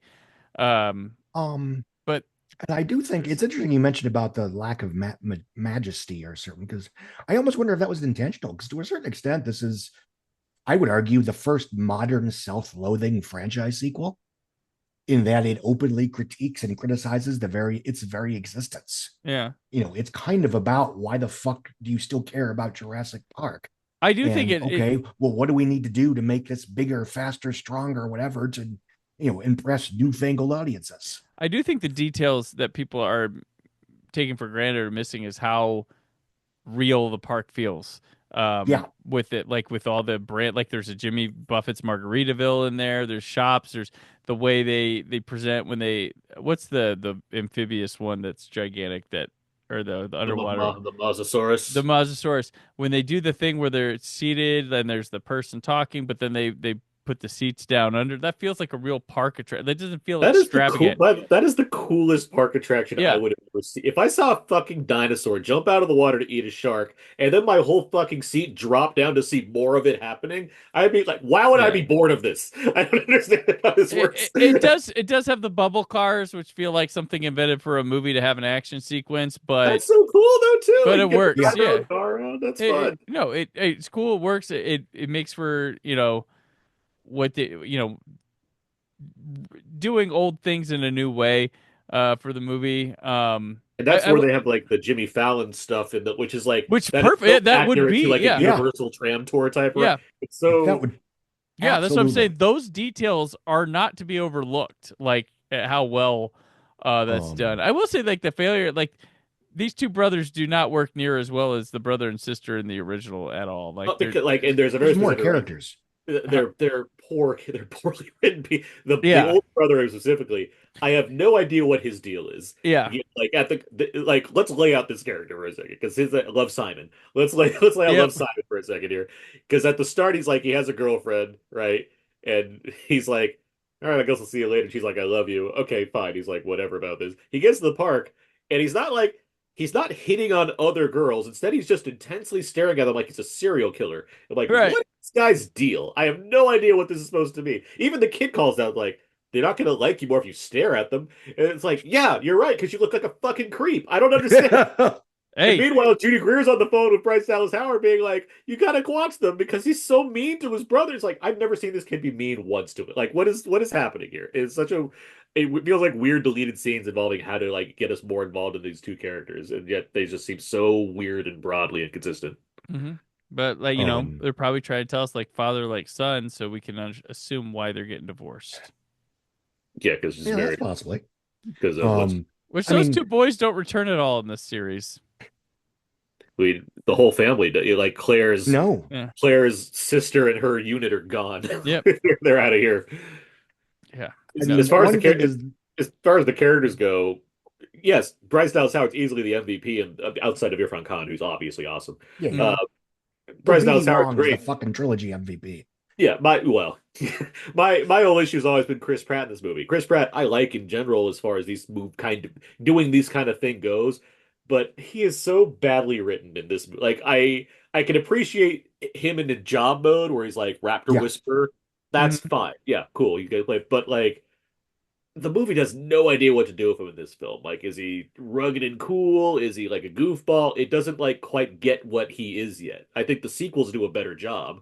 Well, I think they're kind of like the character was written one way, and then Chris Pratt comes in, and they're like forcing Pratt-isms to it that don't feel right with the script or character. No, they don't. So it just needs like a weird imbalance. Like the biggest point, like there's a whole pterodactyl sequence where they're all attacking everybody, including Jimmy Buffett, and Chris Pratt's there and he's trying to like shoot him off or whatever. Claire comes in and she like shoots a bunch of them down, and the kids are like, "Oh my god, that's Claire! That's amazing!" But then later on, they like stop treating Claire like she didn't just shoot down a bunch of pterodactyls and start going to Chris Pratt like he's our hero. Like, but like you saw him not do that, and you saw your aunt do that amazingly. What's going on here? I don't. And that was actually used as evidence as why the film was problematic in a gender specific way. What that's worth. Yeah. Well, and I was and again, like, it's Pratt's got some good one-liners in here, but like they're not as effective because I'm like, I've heard you deliver this kind of shit way better than this. It's trying too hard to be a Han Solo, Jack Sparrow type character in a film that really doesn't need that necessarily. That's why the sequels use him better because they've already adjusted to it. This series, Han Solo was Ian Malcolm, Jeff Goldblum in the original, and that's not even Han Solo. You don't have a triumvirate here. You just have a duo. Yeah. I mean, and the movie clearly needs more Lauren Lapkus just because. Reasons. Her and Jake Johnson, I do think are having a good time. Yeah, jokes aside, they're hysterical. That feels like a lot of let's find lines on the day and see what sticks kind of humor going on. Right, yeah. Oh, we didn't even talk about the best thing. Feels, we're talking about the other best character in this movie, Vincent D'Onofrio coming in as like the happiest warmongerer you've ever seen. That's the thing. You have good actors that are having fun playing weird characters. I mean, D'Onofrio feels like a last-minute replacement with a big name because he's like, just kind of just shows up here doing his thing. I will say this does have one of the things that starts, is plaguing movies of this era is that they have to add the unnecessary setup for a sequel scene or intentional loose end when you just can't make a complete movie and think about it later. With B.D. Wong and his exit and stuff in this movie. I mean, and honestly, one of the things I really liked about this film, even regardless, I mean, I would argue that other than him not being eaten, then I think it is a pretty close-ended picture because I love the fact that for the duration of the promotional campaign, nobody was talking about Jurassic World 2. Jurassic World 2 wasn't even announced until a month after this came out. Jurassic World. And what did I say? Oh yeah. No, up until the first trailer dropped in December of 2017, we didn't know what the plot was going to be because that's how movies used to be back then. You didn't spend the entire promotional campaign promoting the next 3 movies. The teaser didn't tell us everything. Yeah. The teaser. The teaser. And it's weird to find myself having to, and all of us having to like defend this movie over the last 10 years. But especially when we get to some other big franchise attempts that we're going to talk about pretty damn soon, there's a reason why this made $600 million in North America and the other films did not. Yeah, it is It is a good, fun, splashy, colorful, lively popcorn adventure movie that looks great on an IMAX screen, has a bunch of good actors playing fun characters, and doesn't depend on you giving a shit whether or not you care about the Jurassic Park films as an IP. Does it help? I guess. There are callbacks, the music's there, yada, yada, yada. But if it's your first Jurassic Park movie, it's, especially if you're a kid, it's going to work.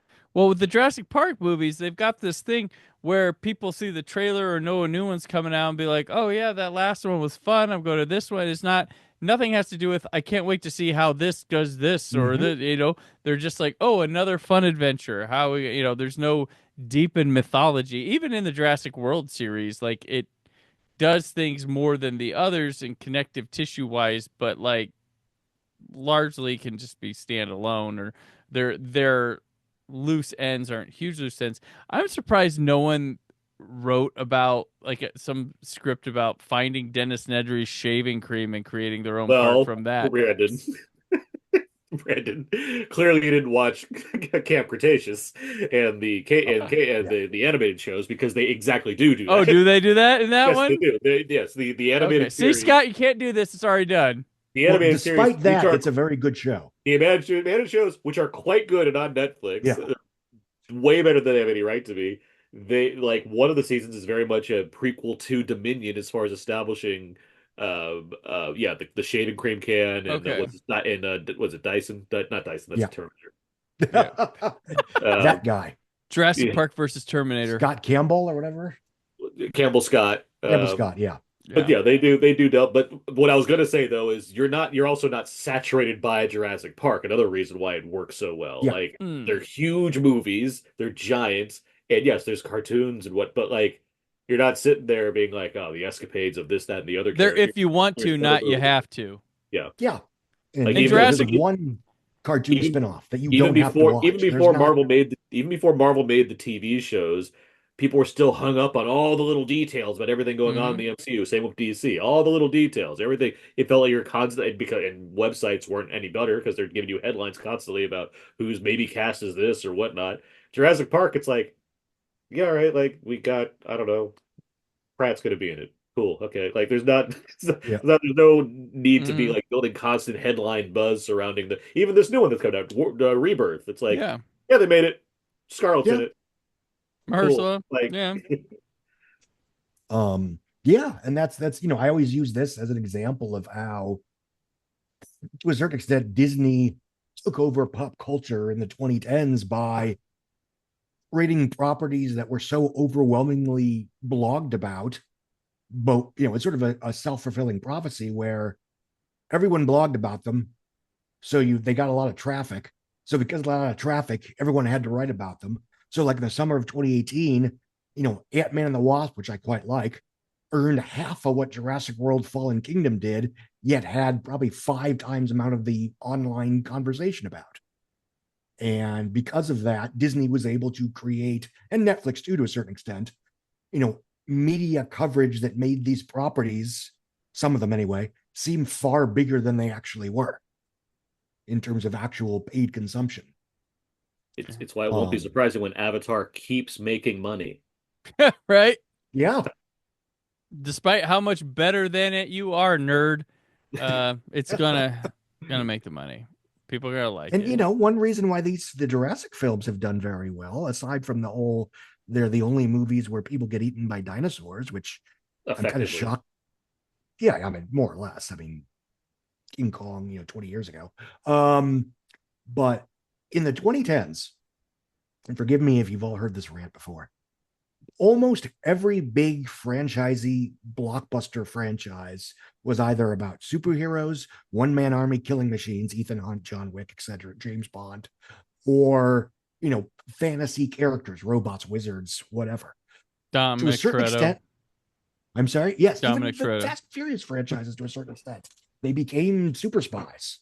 That's not a criticism; they work. But the Jurassic franchise, just by default, was really the only one with ordinary people dealing with extraordinary circumstances.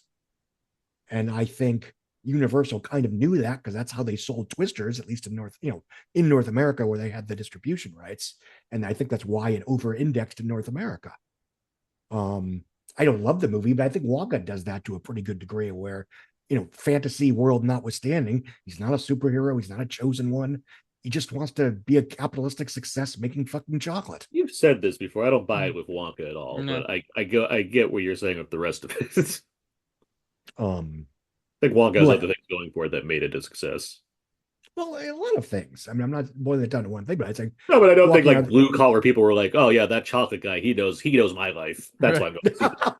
Well, that's the sole reason I can relate to him. It was the most realistic depiction of human trafficking you're likely to see in a mainstream Hollywood picture. That's not a joke. And it's only it's the second most evil Olivia Colman performance you'll see that year. That social media post on that got my favorite response of 2023, which was God's Oompas Loompas are not for sale.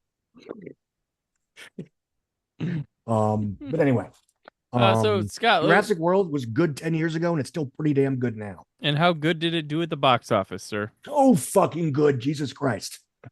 It broke the opening weekend record with $208 million, just above of the Avengers. And before, that's how again, part, this was part fours, man. Part fours.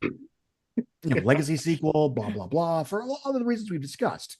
But for everyone that wanted to bitch that summer, oh, it was the hype, it was the IP, blah, blah, it was just nostalgia. No, because it was leggier than the Avengers. Granted, it was in the middle of the summer, but it was still leggier than the fucking Avengers. It made $652 million, and it made $1.67 billion worldwide on a $150 budget. So, and this is going to be another thing that we all talk about a lot, so I apologize, but this is not the fault of the MCU. The MCU came, it conquered, it did lots of things very well for those first 10 or 11 years, and it may yet, rise again. But 3 years after the Avengers, you have Furious 7, a film that makes almost as much as the Avengers within, pennies, despite mostly not being in 3D and barely being in IMAX globally. You have Jurassic World, a film that makes more than the Avengers domestically and worldwide. And then you have Avengers Age of Ultron, which is a big fucking hit, but earns less than both of those movies globally. The lesson should have been, hey, there is more than one way to build a blockbuster franchise. We don't have to try and copy the MCU's throw shit in every direction and hope that all of it sticks strategy. And I'm not even going to say Marvel did that. I'm going to say copycats kind of did that. The old cart before the horse bullshit. But, the Fast and Furious franchise, however accidental it was in terms of, they made so many they tried and failed to make part 2 so much that they accidentally discovered a cinematic universe in the process. Nonetheless, those films were basically one movie, one movie, one movie, one movie, one movie, one linear timeline that occasionally time travels, but that's okay. And then you have the Jurassic World franchise, which one movie, one movie, one movie, one movie. And, again, it's one at a time. That is still what works more often than not. And that still is what worked through most of the 2010s. And it just blows my mind that even by 2015, when you saw 2 high-profile mega tentpoles basically outgross the Avengers, that Hollywood didn't realize, well, maybe we don't have to put all of our eggs in this cinematic universe basket. And because they didn't, that's why we're in this shitstorm that we're in right now. And it still makes me mad, because the answer was right there in plain sight 3 years after the fact. Anyway. Yeah, I could see, the DC films, Marvel is the comic book competitor, so trying to replicate that success, I can see them going for that. Yeah. But everything else, King Arthur, Legend of the Sword, trying to turn the Transformers into a cinematic universe, the Dark Universe, none of it worked. It did incredible damage to the theatrical industry. It's a huge reason why streaming gained a foothold, because in the mid 2010s, streaming was offering, an alternative to this nonsense. They were the ones offering prestige TV and star-driven, adult-skewing, smaller scale, not four-quadrant, with the ability to be more progressive or frankly less progressive than a stereotypical all-quadrant fantasy franchise picture was. Mm-hmm. Just to add a very small asterisk to all this, Conjuring and the MonsterVerse are still going, but beyond that. Oh God, yes, that's the one. That's the one success. The two. That's the one that worked. Two successes. And even that one was like, we made one movie that just kicked fucking ass, and then we made a spinoff that was $5 million, and then we made a sequel that was pretty good, and people liked it a lot, and then we made a sequel to the spinoff that, by some miracle, did very well, even though the spinoff was terrible. But I digress. And you gave them the goods, you gave them the good meal, and they said, "Oh, that is delicious. I would like more of that." Well, you're in luck, because we have some more of that. And obviously that's what they did with the MCU, because Iron Man comes out, it opens well, and then that Monday, Marvel went back when it was an independent company, their stock goes up 10%, and Kevin Feige comes out and says, "Look what we've got in the gas for you now." And that's when we first, holy shit, they're gonna go for it, basically. And even then, it's like, I don't know if it's gonna work, but hey, whatever, give it a shot. It's so weird to go back and remember when the hesitance. How can Iron Man and Thor mix together? Those are two completely different movies. No, they're not. My thing was that, and Thor and Captain America and Hulk were so much less popular than Iron Man that I stupidly thought maybe the ceiling is Iron Man 2 plus inflation. But obviously that's not what happened. Right. And we can discuss how and why another time. I'm sure we bring it up on the commentary once or twice.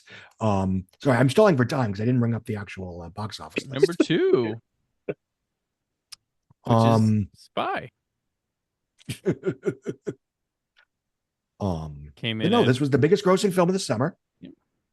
The second biggest grossing of the year, behind Star Wars: The Force Awakens. Another franchise that, had they just done movie, then other movie, we'd probably still be getting Star Wars theatricals on the regular, for better or worse. But that's okay. So Spy was number 2, earning about $195 million less than Jurassic World, give or take.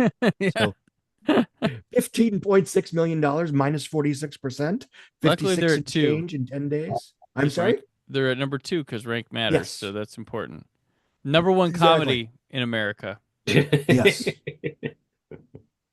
San Andreas, 10.8 million, minus 58%, 119 in its third weekend. Insidious Chapter 3, 7.3, minus 68%, 37 million. And you know what? That's another one where, to their credit, they didn't really try to make an expanded universe out of it. They just make new Insidious movies every once in a while. Mm-hmm. And I like MonsterVerse. I'm glad it's still with us, but even that one almost worked by accident, because working is working. Quality not. Mm-hmm. I'm sorry. Working is working.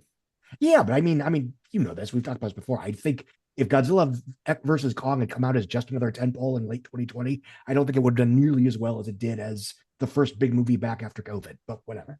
Or it would have done the same, but not seen as well.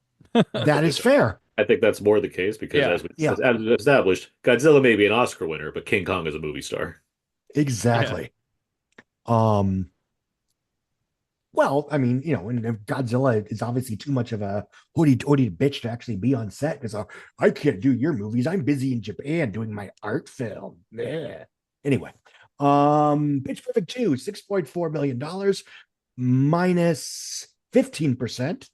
That's a solid hold. Jesus. Good hold. Yeah. Despite losing 726 screens. In weekend 5, drive-in business with Jurassic World. That's what's going on. They're both Universal. Let's see, 171 after 31 days. Entourage, minus 59% in weekend 2. Oh, no. 4.2 million. Got Clay Matthews with back-to-back movies in the top 10. Yes, 25.7 million after 12 days. Yeah. Wait. Yeah. Avengers Age, Mad Max Fury Road, $4 million, minus 48%. 139 after 31 days. Avengers Age of Ultron in eighth place, 3.7 million, minus 42%. That's I mean, yeah, it's been out for a while, but I mean, did people get sold out of Jurassic Park and just say, fuck it, we'll see Avengers again? I don't know. 445 million minus, yeah, after 7 weekends. Tomorrowland, 3.5 million, minus 51%, 83 and change after 24 days. And in 10th place, Love and Mercy, minus 21%. Added 92 screens. Weekend 2 for a total of 4.7 million in 10 days. 10 days. And as far as the openers, number 21, Earl, yeah, Earl, and the Dying Girl, 21st%. I'm sorry, 21st place. In 15 screens, $197,000. It would eventually leg out to 6.8 million domestic and 9 worldwide. I mean, it's an 8 million movie. Yes, they overpaid for it at Sundance, but it made money in the long run, so whatever. Madame Bovary, $21,000 in 15 screens. It would eventually leg out to $44,000. Ooh, yuck. $44,000. Jesus. 658 grand worldwide. I don't think we're getting a sequel. I mean, it's been 10 years, but despite that, In Search of Madame Bovary isn't going to be. It'll be a cinematic universe. Sir Bovary. Set Fire to the Stars. $1.1 thousand in one theater. Wow. Man, Elijah Wood's friends showed up. The Hobbit bros. The Hob crew. They rented it out. Dominic Monaghan showed up that day. Yep. John had nothing else to do. He may have had their sword, his shield, and his axe, but they did not have their ticket price admission. Orlando was in town. Yep. Whopping $4,280 in theaters. Good multiplier. One theater to rule them all. Indeed. And that's about it. Permission to share one last anecdote. I knew that Jurassic World was going to break the opening weekend record on the opening day. I started doing a thing that summer where I would go on opening morning to a major movie in the local IMAX, and I would just watch the trailers because I wanted to see how the big trailers played on a big ass IMAX screen as opposed to on a computer or a laptop. I did that to Avengers Age of Ultron, 12:30 p.m. Friday afternoon IMAX. It was almost empty. Now, that's not weird. Movie going, as you know, is a peak hours business. It still made $84 million that weekend or that day. A month later, I did the same thing, same time, same show, same theater, Jurassic World. It was about half full. And that meant that people were casually deciding, fuck it, I'm going to go see Jurassic World. And that's kind of when I knew, fuck, this isn't going to just be big for big. This is going to be fucking all These people aren't all here looking for the trailers like me. No. Exactly. They're going to stay for the whole movie. Well, to be fair, I stayed for the opening Judy Greer scene. There you go. As you should. So. Yep, that's all I got. Excellent. All right. Well, that'll do it for June 12th to 14th, everybody. Thank you for listening as always. And before we head out, Aaron, where can people keep up with you? Well, I run a couple podcasts. One is called Out Now with Aaron and A. My friend Abe and I discuss weekly movie releases. And we're, in June right now, talking... Yeah. We Alio or something. So, yeah, check us out there. Also, I have the other podcast, Two Black Guys Talk Godzilla. My friend Terrence and I, both black film critics, talk about Godzilla movies on a bi-weekly basis. June should be... probably around Ghidorah by now. But yeah, that's a lot of fun. as well. You can find both those podcasts anywhere you can find podcasts. I write for wheeloфentertainment.com. You can find all my movie reviews there. Why is the Blue for Blu-ray and Criterion reviews, and I'm on all the socials at Aaron's PS4. Scott, share it. I'm a semi-regular contributor to Puck News. I also write, run, and maintain the Outside Scoop on Substack. And I also produce and release on a weekly basis the Box Office Podcast, involving myself and a handful of younger, cooler, more culturally relevant box office pundits and more general film criticism scholars. All right. And I'm on the socials at Brandon4KUHD. As always, subscribe to the YouTube channel. PopCon coming up June 27th to 29th at the Indiana Convention Center as well. Check out popcon.us for that. As the time recording this, officially confirmed. So hitting it right in the time. This weekend, I will be appearing at Days of the Dead convention in Indianapolis. And be doing shows for the Brandon Peters Show Live and Poorly Described Movies, as well as having a booth there. Jessica and Chris will be in tow, and Chris and I are planning on hitting up the film festival and doing some quick reactions, reviews while we are there. So come say hi, check out the show. But yeah, a perfect timing of that because it'll be happening the week of this, and we're recording this episode. You can go to the Days of the Dead website and see all the information and schedule because I don't know that yet, but check it out there. Next week, we have a dope new episode for you as Scott Manglehorns his way inside out of it in 3.5 minutes to find 10 bullets. All that and more as the summer of 2015 at 10 continues. The summer of 2015 at 10. Thank you for listening. The Brandon Peters Show is a Creative Zombie Studios production. Produced by Brad Shoemaker and Brandon Peters. Written and edited by Brandon Peters. Announcer vocals by Jessica Alsman. Theme song by Bovary. Web design and show art by Brad Shoemaker with Brandon Peters. All music and clips featured in the episode are property of their respective studios, and no infringement is intended.